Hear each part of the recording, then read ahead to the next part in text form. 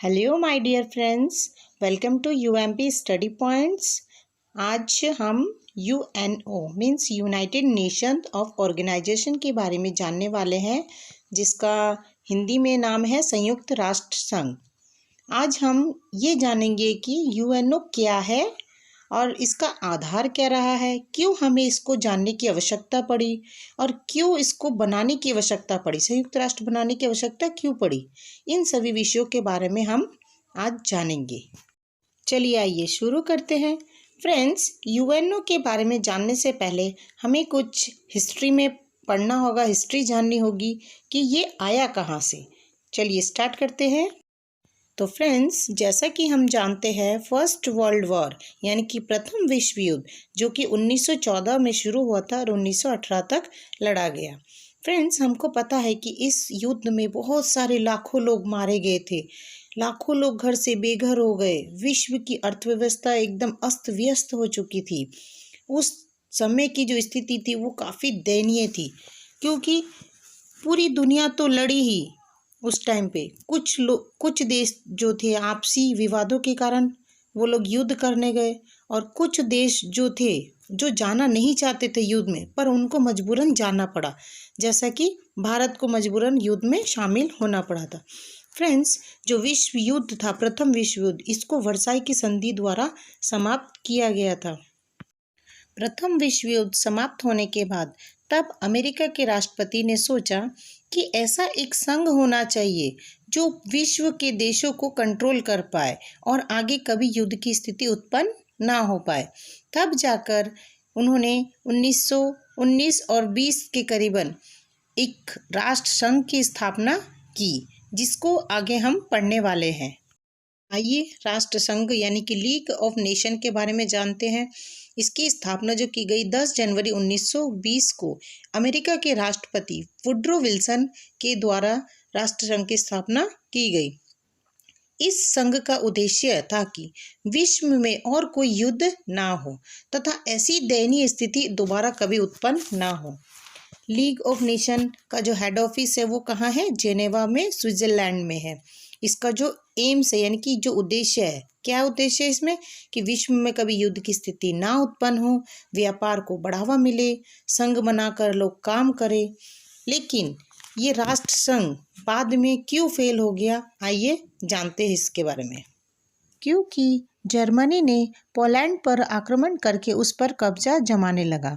Germany ने ऐसे ही कुछ देशों पर बार बार आक्रमण करने लगा और उन पर कब्जा जमाने लगा।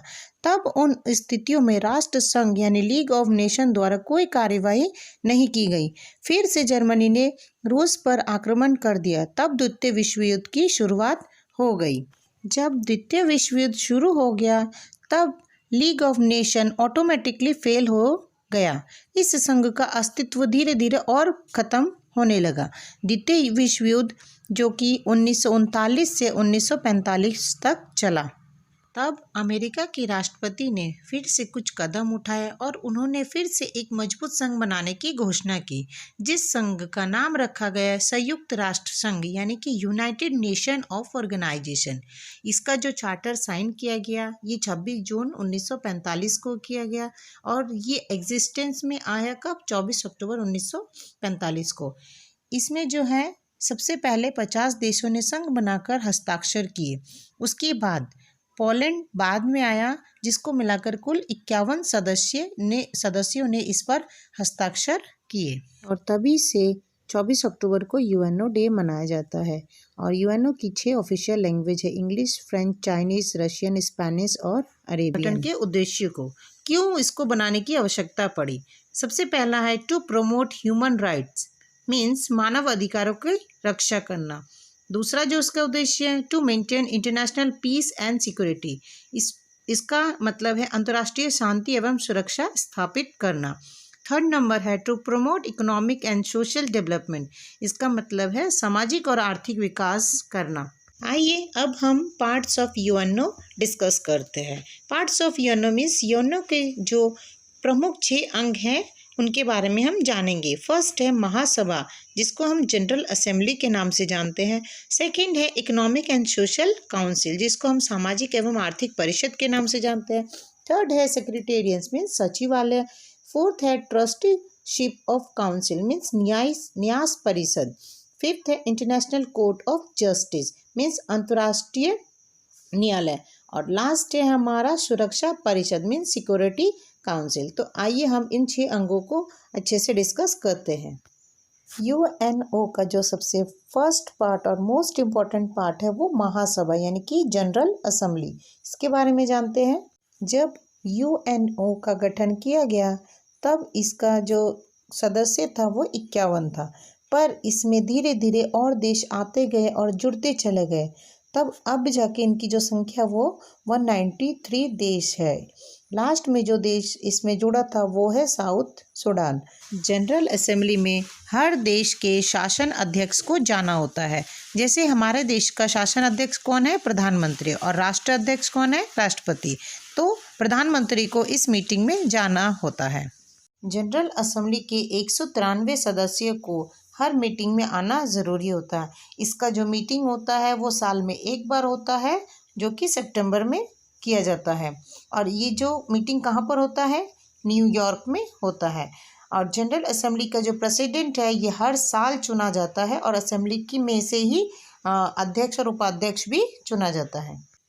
भारत की एकमात्र पहली महिला अध्यक्ष जो कि बनी थी विजय लक्ष्मी पंडित। आइए जनरल असेंबली के कार्यों को देखते हैं।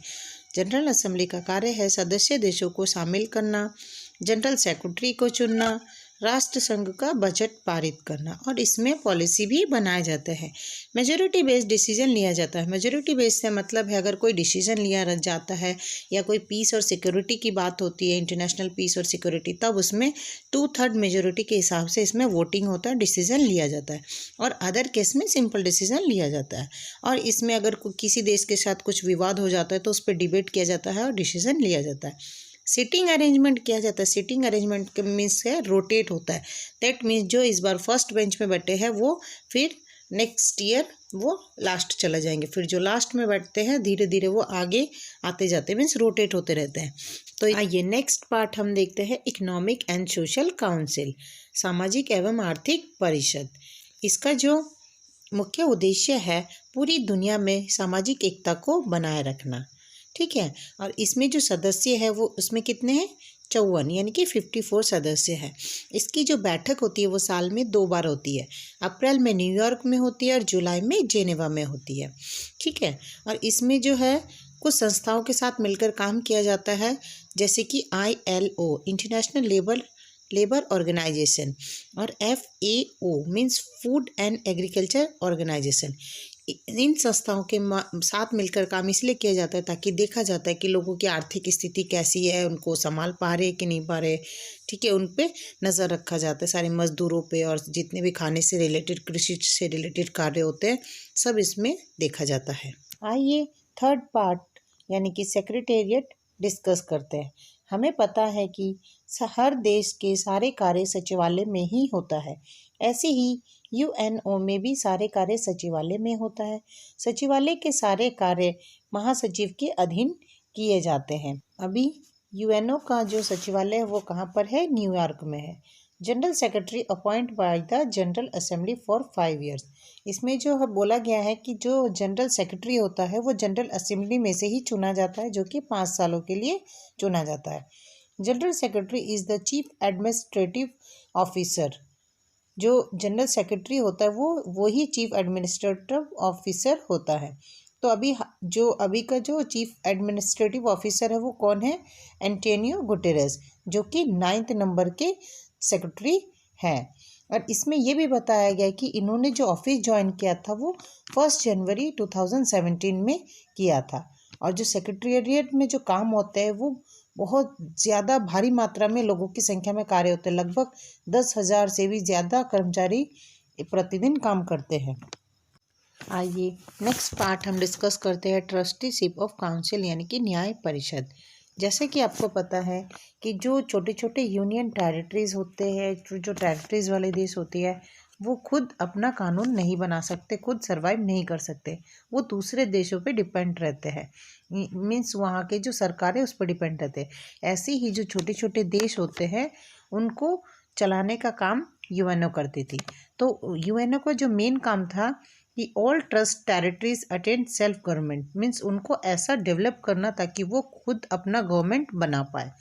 तो उनका जो कार्य था वो 194 में ये कार्य पूरा हो चुका था।